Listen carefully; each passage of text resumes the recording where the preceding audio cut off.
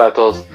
Esta vez me gustaría hablar de un tema que pues acaba de ponerse de moda otra vez, que es el tema de los impuestos a las herencias, debido pues a que se murió Alberto Baileres y pues como esta persona era una de las más ricas de todo México, pues inmediatamente empiezan a salir las personas de izquierda a tocar, a darle cuerda a esta idea de que ponle un impuesto o que conseguir que el Estado mexicano se quedara con una buena porción de los bienes que Alberto Baileres le deja a su familia después de su defunción, sería positivo para todos, ¿no? O sea, la izquierda, gente de izquierda, centro, etcétera, piensa que de alguna u otra forma el Estado mexicano podría ocupar mejor ese dinero de lo que podría ocuparse pues por manos de la familia Baileres, ¿no? Que reduciría, reitero, la desigualdad, que ayudaríamos a los pobres, escuelas, un sinfín de publicaciones en redes sociales de diversos usuarios, pues van a decir más o menos lo mismo, ¿no? Debería de haber impuestos para los más ricos porque así se va a reducir la desigualdad, etcétera, etcétera, etcétera.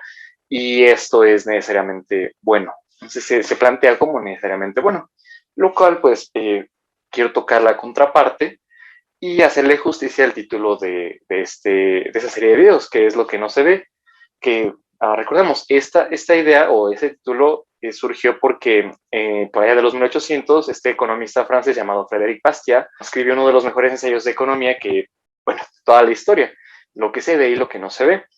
En ese justamente Frédéric Bastiat tocaba mucho el tema de cómo es que en todo el tiempo la mayoría de las personas tendemos a observar el efecto inmediato de alguna acción, pero al mismo tiempo hacemos a un lado toda la cadena de acciones o de eventos que resultan de pues, una acción particular, ¿no? O sea, lo que se ve es lo inmediato, lo que resulta inmediatamente de que hacemos algo, pero nos olvidamos de todo lo que pasa después, todas las consecuencias que vienen de la mano. Bastiat decía justamente que la diferencia entre un buen economista y un mal economista consiste en poder hacer énfasis en lo que se ve versus lo que no se ve.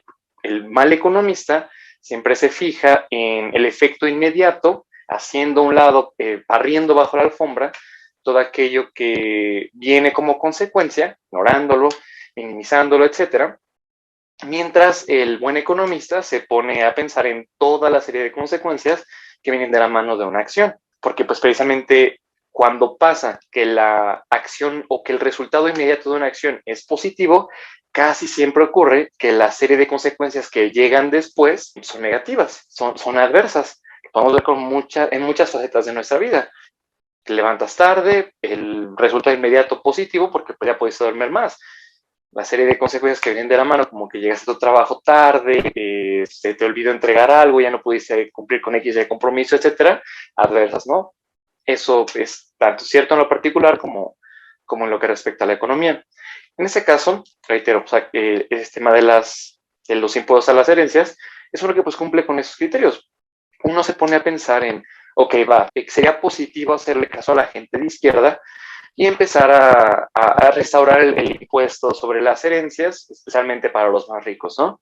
Porque, reitero, esto se supone, en teoría, podríamos agarrar ese dinero, o el Estado mexicano más bien podría tomar ese dinero para construir escuelas, hospitales, programas sociales, como el programa, el que antes se llamaba el programa Oportunidades, todo ese tipo de programas de bienestar que consisten en transferir dinero de quienes tienen a quienes no tienen, ¿no? Con la supuesta intención de hacer que quienes no tienen estén mejor y pues cuya moralidad se supone que se justifica considerando que quienes tienen mucho, pues, ¿qué tanto les puede doler quitarles la mitad de lo que tienen, ¿no? Si van a seguir siendo ricos. Entonces, podemos pensar, bueno, ok, en papel, el primer evento, el primer efecto de decir, le vamos a quitar a los herederos de los millonarios, de los ricos, una buena porción, una buena porción de lo que les dejaron, pues pudiera parecer positivo, asumiendo que en efecto el gobierno se gaste el dinero en ese tipo de cosas supuestamente positivas. ¿Qué argumentos hay para decir por qué incluso ese tipo de cosas que inmediatamente parecen buenas, como hospitales públicos, escuelas públicas y programas de redistribución, no son buenos, pero no es el punto, vamos a asumir que sí lo fueran?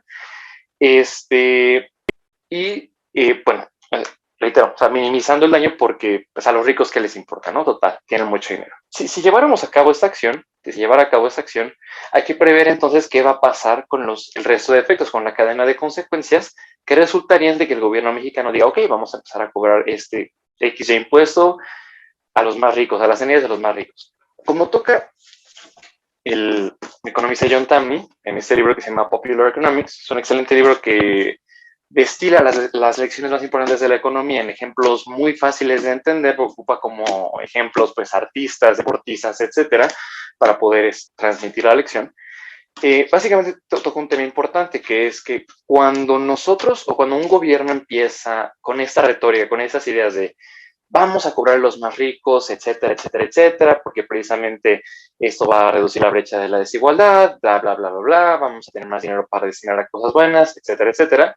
Lo único que consigues es que quienes tienen dinero, quienes normalmente ocupan ese dinero pues para gastarlo, para invertirlo, para inevitablemente producir empleos o generar empleos, se vayan a lugares o muevan su dinero o se muden ellos a lugares donde sus fortunas, su dinero no vaya a estar sujeto a ser tomado por el Estado, ¿no? Lógico, si tú tienes dinero y sabes que te lo van a quitar, no te vas a quedar en donde te lo quiten, ¿no? Y si tienes tanto dinero, pues te resulta increíblemente fácil hacer lo necesario para pagarle abogados, contadores, especialistas de cualquier tipo, incluso para sobornar a burócratas para evitar precisamente ser sujeto a este tipo de situaciones, ¿no? Entonces, primero que nada, los más ricos, como siempre, quedarían exentos de este tipo de leyes, porque pues como pasa en Estados Unidos, muchas veces se pasan muchas leyes que se supone que son para que los ricos paguen su parte justa de impuestos y los ricos precisamente terminan exentos de ese tipo de leyes porque tienen un amigo en el Congreso, porque es tan fácil contribuir a la campaña política de un congresista, de un senador, de un futuro presidente, de un gobernador, lo que sea, y conseguir que cuando llegue el momento de que la ley para quitarte dinero, una parte de tu dinero, entre en vigor, tú puedas encontrar alguna especie de agujero legal que te exima de todo ese tipo de cosas. Normalmente quienes terminan pagando como resultado de ese tipo de ideas son la gente no tan rica, la gente clase mediana, ¿no? Porque cuando empiezas a pensar en, ok, que empieza a haber un impuesto a las herencias, entras en una especie de resbaladilla, porque, ok, empiezas diciendo, solamente los más ricos, pero eventualmente para el Estado, como siempre pasa, el dinero que obtiene a través de ese canal no es suficiente. Y dicen, bueno, ¿por qué no empezar a considerar ricos a quienes, no a quienes ganan 1 millón de pesos al año, sino tal vez a quienes ganan 100,000 pesos al año, ¿no? Lo cual es un sueldo extremadamente tal promedio aquí en México, ¿no? O sea, nadie que gane 100,000 pesos al año se considera rico, ¿no? Pero eventualmente, es como por ejemplo, siempre entra un nuevo político a oficina, especialmente políticos como de corte más populista o de izquierda, dice, no va a haber nuevos impuestos para los más pobres o solamente para los ricos. ¿Qué pasa? Inevitablemente terminan poniendo nuevos impuestos, por ejemplo, con esa nueva administración, los impuestos a las redes sociales, a las ventas, por ejemplo, en Mercado Libre, etcétera, plataformas digitales, que de ninguna forma afectan únicamente a los ricos. ¿Cuánta gente no vende sus cosas a través de Mercado Libre? ¿Cuántos emprendedores con tal vez una empresa mediana y cuántos consumidores no compran cosas ahí y tienen que verse ahora afectados pagando precios más altos cuando se supone que no iba a haber más impuestos para el pueblo, ¿no?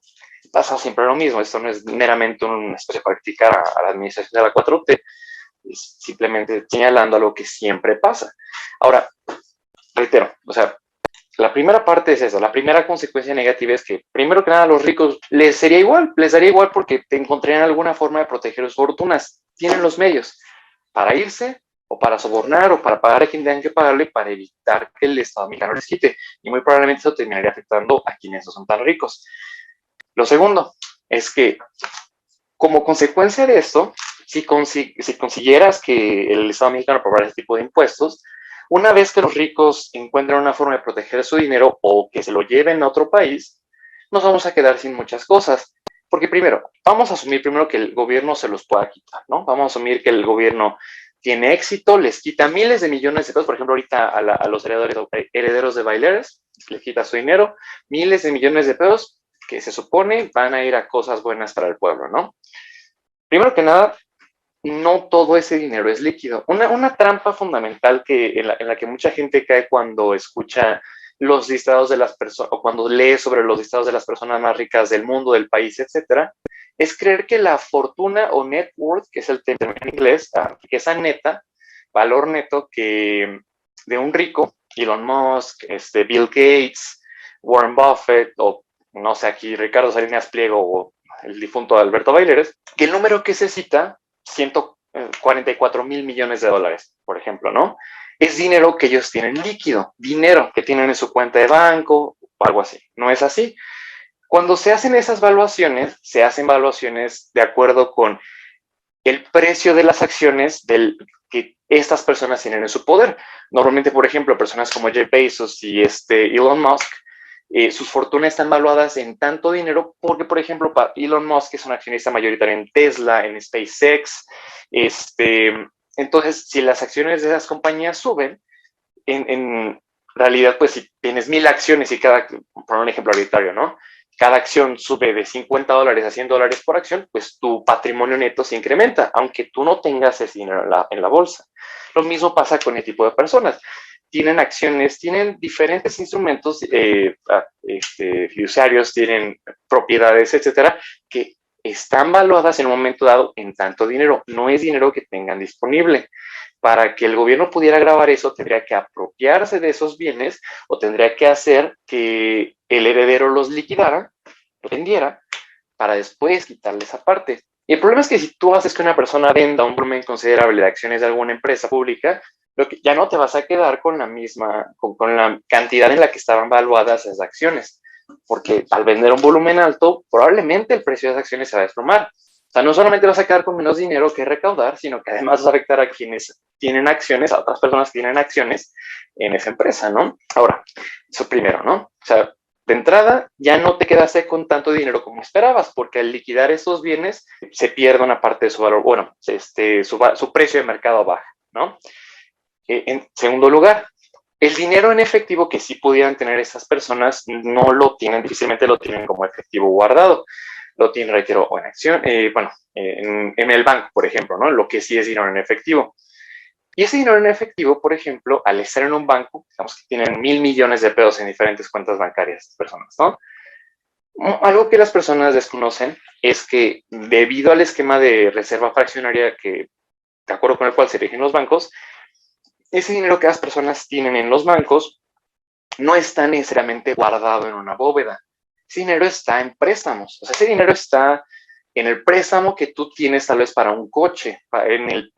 Ese dinero es lo que le permitió al banco prestar dinero para un coche, para una casa, para una computadora, para un refrigerador, etcétera. Ese dinero es lo que se ocupa para préstamos, para emitir préstamos. Si tú le quitas ese dinero a los bancos para que el gobierno se lo quede, ese dinero ya no se puede extender en préstamos. Entonces, de ser un dinero que puede beneficiar a las personas más o menos clase medieras o hasta de escasos recursos, quienes de repente ocupan una tarjeta de crédito para comprar algo, ese dinero ya no se puede ocupar para eso. Primero, ¿no? Es dinero que ya se llevó el gobierno. Con eso, pues evidentemente afectas a personas no muy ricas, ¿no? Probablemente escasos recursos o clase medieros. Segundo, este dinero, reitero, asumiendo que el gobierno se va a quedar con ese dinero, realmente somos tan ingenuos todavía hasta ese momento que creemos que el gobierno realmente va a ocupar todo ese dinero en cosas buenas, o sea, en cosas que supone que son buenas para nosotros, asumiendo, porque ya, como dije en un principio, hay argumentos de sobra para decir por qué la educación, salud y públicas y los esquemas de redistribución no son buenos. Entonces, vamos a asumir que si creemos realmente que el gobierno va a ocupar todo ese dinero en ese tipo de proyectos, ¿cuánto dinero no ocupa el gobierno en dejar obras a la mitad? ¿Cuánto dinero no ocupa el gobierno en meramente adjudicarle un contrato a un al compadre de un gobernador, al amigo de tal diputado, etcétera? ¿Cuánto dinero no se ocupa, no se desperdicia de esa forma? ¿No? ¿Cuánto dinero no termina directamente en las manos de los políticos y sus hijos? Sea quien sea la administración de la 4T, sea el PRI, sea el PAN, sea cualquier partido que se te ocurra, realmente creemos que el dinero lo van a ocupar los políticos, burócratas, etcétera, de mejor manera, realmente. O sea, tendríamos que ser extremadamente ingenuos para creer que ese va a ser el caso, ¿no? Asumiendo, ¿no? Asumiendo que algunos pesos llegaran a ese tipo de destinos, usos que se supone que son buenos, muy probablemente van a fondear servicios muy deficientes, como estamos acostumbrados a esperar del gobierno. Carreteras en mal estado, alguna obra por aquí y por allá que haga que el gobernador, delegado, alcalde en turno pueda decir, estamos cumpliendo, alguna barda pintada por ahí, justamente con algún anuncio del gobierno diciendo que luchan por tu familia o algo así, ya, ese dinero desaparecería de la faz de la tierra y terminaría en manos de amigos de políticos y las familias de los políticos, o despilfarrado en alguna cosa inútil, ¿no? Cuando, a diferencia de la alternativa, que es lo que tenemos ahorita, si se queda en manos de estos ricos, realmente, o sea, a nosotros, genuinamente, en que nos afecta que las personas tengan ese dinero o se queden con la fortuna que este familiar les heredó. Y muchas personas, por ejemplo, justamente en tantas publicaciones de redes sociales, cuando a alguien se le ocurre mencionar ese tipo de puntos o hacer o sugerir que es conveniente pensar un poquito más en las consecuencias a largo plazo, en lugar de pensar como un niño de 10 años y pensar únicamente en el efecto evidente, de decir, me quedo con el dinero como gobierno mexicano y vamos a hacer cosas bonitas con ese dinero, ¿no? O sea, cuando alguien sale en las publicaciones, en redes sociales a decir, no, o sea, a tratar de impartir un poquito de sensatez, la gente normalmente responde con algún comentario idiota como, ay, ¿de dónde salió tanto millonario? ¿No?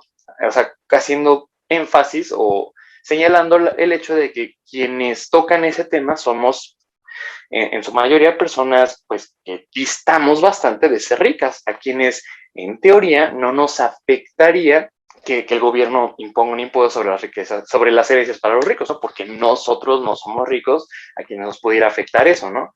Pero como vemos, hay una serie de efectos más allá del efecto evidente de me quedo con el dinero y lo ocupo en según cosas bonitas, que sí nos van a afectar a quienes no somos ricos, ¿no? Y ese tipo de cosas, justamente por lo que Bastiat escribió ese ensayo hace ya más de 200 años. Uno creería que después de 200 años, ya con tantas estupideces que han hecho los gobiernos en toda la historia, ya tendría un poquito más de sensatez como para pensar, bueno, tal vez no sea tan buena idea confiar al gobierno ese tipo de acciones, ¿no?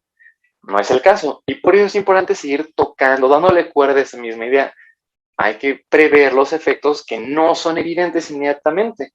Porque, o sea, aquí estoy tocando unos cuantos. También ponte a pensar en la gente que si tiene dinero, si el gobierno tiene éxito en crear un sistema legal que le cobre herencias a los más ricos, entre otras cosas, del cual tal vez los ricos no se puedan escapar, la gente va a dejar de hacer cosas. Les digo, o sea, se va a llevar su dinero y ese dinero ya no va a estar aquí en bancos generando préstamos, no va a estar generando empleos y las personas se van a quedar con su dinero, ¿no? O sea, hay que pensar en las consecuencias a largo plazo. Es normal, ¿no? Es normal que queramos simplificar el mundo es bastante complejo y es normal que queramos quedarnos con alguna explicación simplista de lo que ocurre y omitir, como digo, lo que pasa a largo plazo. Es algo que David DiSalvo toca en su libro What Makes Your Brain Happy and Why You Should Do the Opposite. Nuestro cerebro busca una especie de cierre cognitivo todo el tiempo. Necesita nuestro cerebro como tener esa certeza de que el mundo opera de cierta forma, cual la mayoría del tiempo no es posible darle porque el mundo es muy complejo. Es importante, como dice justamente ese libro, no caer en la trampa, no darle a nuestro cerebro lo que lo hace feliz, pensar un poquito más allá de lo que es inmediatamente evidente, para no caer en la trampa de sucumbir a ideas de izquierda, a ideas populistas que han probado ser desastrosas y que, pues, más allá del efecto evidente y potencialmente o aparentemente positivo, traen consigo una serie de consecuencias desastrosas.